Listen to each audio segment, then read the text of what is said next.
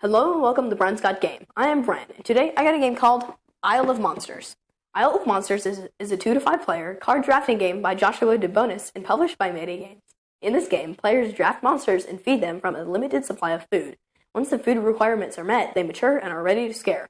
At the end of each round, there's a scare phase in which players can earn points. They do this by playing their monsters in a rock, paper, scissors style guessing game, trying to scare their opponents. So, let's check it out, and I'll show you which monsters to capture, how to feed them, and how to scare up the most points in Isle of Monsters. To set up, place the center island piece in the center of the table, and then place the outer island pieces equal to the number of players. So I'm setting up a 3-player game. So we're gonna have 3 outer islands, and each player gets a cage, and they put it in front of them. There's this really cool table in the rulebook.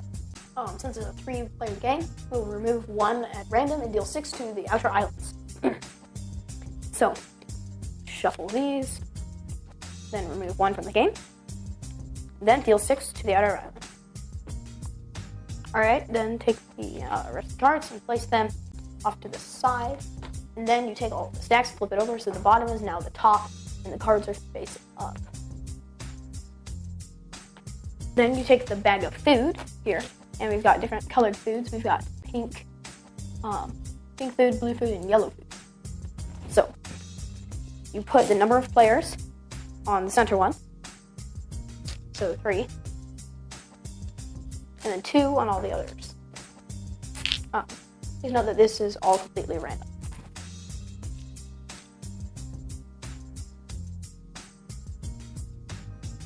And then also place the scare tokens in a pile nearby. You are now ready to begin. The most fearless player goes first. So, on your turn, right now it's the nurture phase. So on your turn during the nurture phase, you can capture, feed, or pass. Capture means you take one, put it in your cage. Then, it's the next player's turn. Then they would capture, and then he is going to also capture. So now that he has a monster, he can capture, feed, or pass. So these, before, you could only capture or pass because you didn't have any monsters, so he's going to feed. So when you feed, you take from the center or the adjacent ones, and you put it on your monster on the section where it needs to go. So this is a little guy. He only has 1 damage, but he also only needs 1 food. So now it is this player's turn, and he is going to feed, and then he is also going to feed. So now he took something that this guy needed. So now he can't fight with this guy in the next phase. So play continues until a player passes. When that player passes, the other players continue playing until everybody passes. Okay, so now all the players look at their cages and see if any of their creatures are fully fed. If you have some fully fed creatures, then you take the food on them, put it into the food bag of all of the mature creatures. This guy didn't mature because he didn't have enough food. And then you take your matured creatures and put them in a stack upside down next to your board. So then all the players with mature creatures pick up their hands and choose 1 type to scare with. So they have 2. They have a fire and a earth monster. So they can only choose 1 type. He's going to choose the fire one because he thinks that he has an earth one. So he put the face down. Now this player, he looks at this and he doesn't know what they're doing, but he's going to take the most powerful card he has and put it face down. And now, at the same time, they flip it over. So then you look at the numbers, the one with the highest accumulated value, because if you have multiple type, you can play it and have multiple ones. The accumulated value, you take a 3 scare token. So now you take 1 additional point for every one that you scare. So fire scares earth, earth scares water, and water scares fire. So since he played earth, he gets an additional point because he played one that scared the other monster. So now these go into players' discard piles.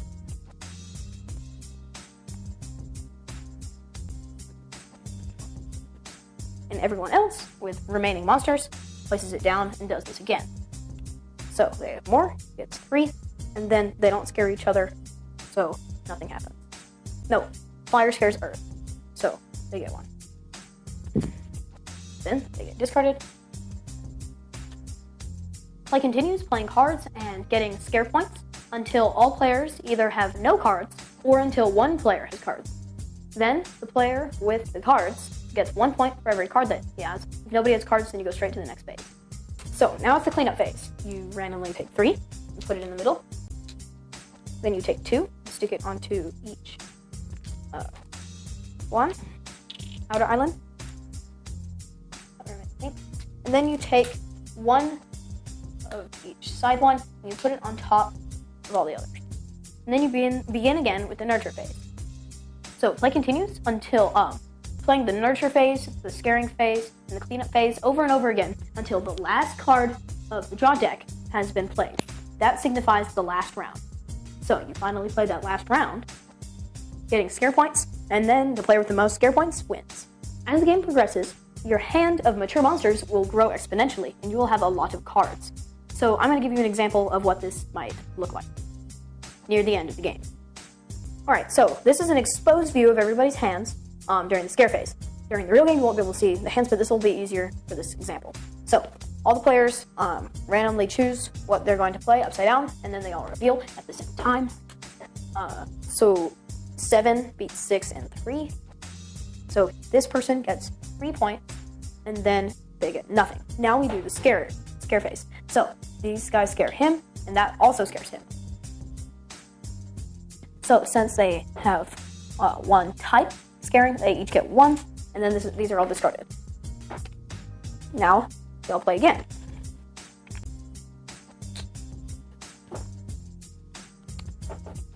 So 21 beats 9, and of course it beats 5. So this player gets another 3, and then we scare. So these guys don't get anything, and the water guy scares them. So he gets 2. Now those are all discarded. So this guy's holding on to his cards for the end, so he just gets straight out points at the end. So they play their final cards. They don't have to. If they want to, they could play 1 card at a time. This player wins, he gets another 3. And then they scare. So they're all different, so all of them get 1. It's like rock, paper, scissors. Water beats fire. Rock beats water, water beats fire, and fire beats rock. So those are discarded. And then, since this player is the last player with cards, he gets 4 points, 1 for each card in his hand. That's how you play Isle of Monsters. Okay, got my dad here for parents' opinions. So Dad, what do you think of Isle of Monsters? Isle of Monsters was really fun because it was something that I had never played before. Like with, you kind of have that rock, paper, scissors with the monsters. It's almost like 2 games, right? Like you draft and you're getting your monsters, and then you place them down, then and you're playing scare each other. Yeah, so I thought it was really cool. Something you really have to pay attention to what the monsters your opponents are getting, because that's going to determine how many and which monsters you play. And all of the monsters have a different suit, I guess, and earth, fire, or water. And water, yep.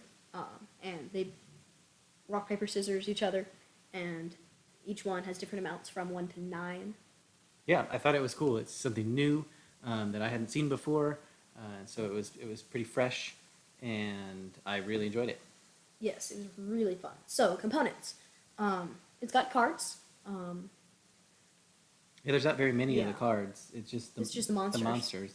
And then they have the really cool pieces, the island pieces. So you have the big center one, and then you have the rectangular ones with the part of a curved circle on the end to put it on the outer islands and the cages. And then the cage pieces. Yeah, there's a lot of cardboard in this one. There is. And it's one of the better quality Mayday games that they've made. They've really kind of stepped it up. And this one, the box especially, the box Yes. is pretty solid. They And then did a good also job. all the punch scare tokens. Oh, and the wooden food. Oh, and the wooden food, yes, with all the stickers. They definitely stepped it up on this one. Yep. So artwork. This one is cartoony monsters from the level one, just little like fire spirit thing, and then the big giant fire like monster thing. Oh, the animals Yeah, get bigger as the monster- numbers get yeah. bigger? Oh, I didn't even notice. You did it? That is very cool. Mm-hmm. I really like the box cover. The cover is really cool. I'm a sucker for art and cool looking, fun, cartoony style Yeah, your thing's artwork. art. How come you didn't And notice so- how they got bigger? Well, I was drawn to it. I didn't pay attention to how they, grew. All right, That is cool though. it is cool.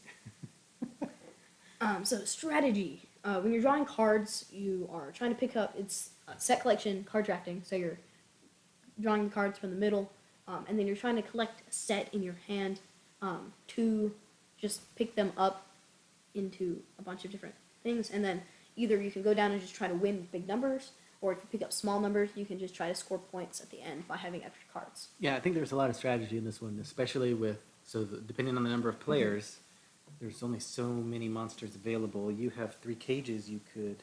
Fill, and then Fill. there's the main supply of food, and then the 2 supplies of food that you have access to. Yeah, so the food is limited too.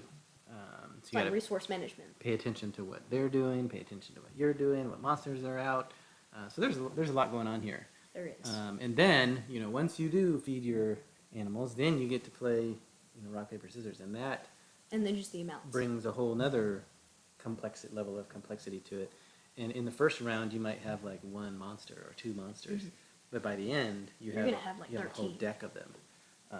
And so there's a lot of cool decisions to be made in this one, and it definitely scales and plays much better With more people. than the 2-player game was just meh. Yeah. So easy for kids, like you said, there's a lot of complex, cool decisions, but I mean, it is pretty easy. I mean, the rock, paper, scissors is easy to understand because it shows what they beat. And then the numbers, if they can read numbers. But I think the drafting and the feeding part, I that think is going to would be be like the, would be easy. yeah, But the the scaring. a little kid's not going to win the scare phase. Yeah. So yeah, I mean this one is kind of light. It is definitely light. You could probably play it with your younger kids to do the feeding and the drafting So you part. could play on their team.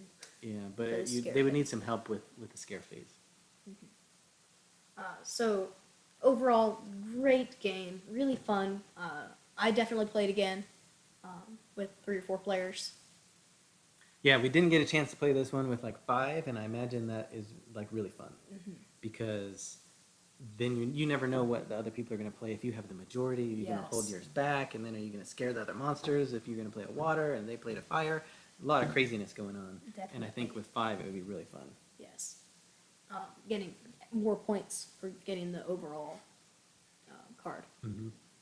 So, components, great job on components. There's cool cartoony artwork. There's a lot of good choices to make, and it's easy for kids. So, Isle of Monsters by Mayday Games. Thank you for watching. Brian's Got Game. Please like us on our Facebook page. Send us a tweet at Brian's Got Game. Send us a tweet at Brian's Got Game. Subscribe to our YouTube channel. I'm Brian. This is my dad. See you next time.